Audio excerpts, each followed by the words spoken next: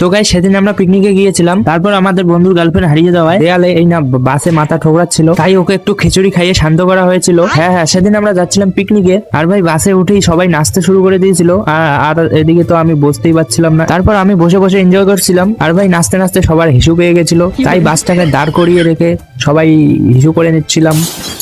তারপর একটু চা খেয়ে গাড়িতে উঠে আমরা সবাই আবার নাচানাচি শুরু করে দিয়েছিলাম। তারপর নাচানাচি শেষ না হতে আবার বাস থামিয়ে সবাইকে খিচুড়ি বিতরণ করা হচ্ছিল, তাই একটু করে খিচুড়ি খেয়ে গাড়িতে ওঠার সময় বন্ধুর বউকে খুঁজে পাওয়া যাচ্ছিল না, তাই আমাদের বন্ধু বাসে মাথা ঠোকরাচ্ছিল।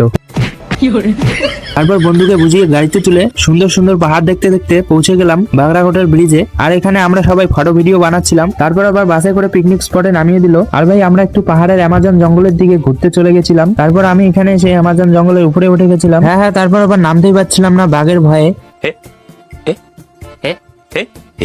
দেন পিকনিকে এসে দেখি সবাই নাচানাচি করছিল। হ্যাঁ এইভাবে ওরা দিকে নাচানাচি করুক, আর তোমরা হালকা করে চ্যানেলটা সাবস্ক্রাইব করে দাও।